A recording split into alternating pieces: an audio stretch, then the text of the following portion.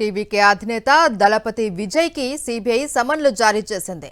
కరూర్ తొక్కిసలాట ఘటన కేసులో ఇవాళ విచారణకు హాజరు కావాలి అని ఆదేశాలు జారీ చేసింది. కరూర్ తొక్కిసలాట ఘటనపై దర్యాప్తు చేస్తున్న సిబిఐ ఇప్పటికే 2 సార్లు విజయ్ను ప్రశ్నించింది.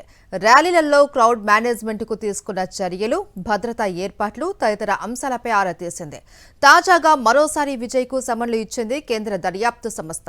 అయితే విజయ్ తన పార్టీ తరపున పోటీకి సిద్ధంగా ఉన్న ఆశావహులను నేటి నుంచి ఇంటర్వ్యూ చేయడానికి ముందుగానే ప్రణాళిక సిద్ధం చేసుకున్నారు. ఈ కారణంగా విచారణకు 10 రోజుల గడువు కోరినట్లు సమాచారం.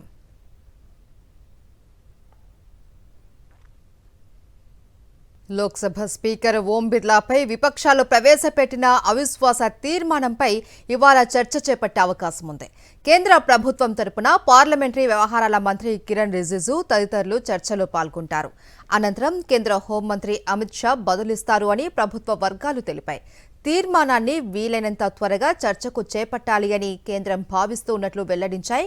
స్పీకర్ వివక్షాపూరితంగా వ్యవహరిస్తున్నారు అంటూ 118 మంది విపక్ష ఎంపీలు తొలి విడత బడ్జెట్ సమావేశాల సందర్భంగా ఆయనపై అవిశ్వాస తీర్మానానికి నోటీసులు ఇచ్చారు. నాటి నుంచి లోక్సభ సమావేశాలకు బిర్లా సారథ్యం వహించడం లేదు. అవిశ్వాస తీర్మానంపై సభ నిర్ణయం వెలువడేదాకా స్పీకర్ విధులకు దూరంగా ఉండాలి అని ఆయన నిర్ణయించుకున్నారు. ఇవాళ ఆయన సాధారణ ఎంపీగా చర్చలో పాల్గొనే అవకాశం ఉంది అని లోక్సభ వర్గాలు తెలిపాయి. గతంలో 3 సార్లు స్పీకర్లపై అవిశ్వాస తీర్మానాలు ఇచ్చినా ఒక్కటి కూడా నెగ్గలేదు.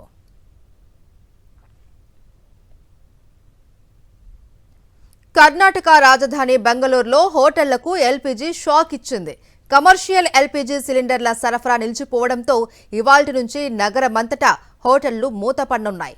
ఈ మేరకు బెంగళూరు హోటల్స్ అసోసియేషన్ ప్రకటించింది. ఎల్పీజీ లేకుండా హోటళ్లను నడపడం అసాధ్యమని, హోటల్స్ బంద్ చేయడం ఇష్టం లేకపోయినా ఈ నిర్ణయం తీసుకోక తప్పలేదు అని అసోసియేషన్ ప్రతినిధులు తెలిపారు. కేంద్రం తక్షణం ఈ సమస్యను దృష్టిలో పెట్టి పరిష్కారం చూపాలి అని విజ్ఞప్తి చేశారు.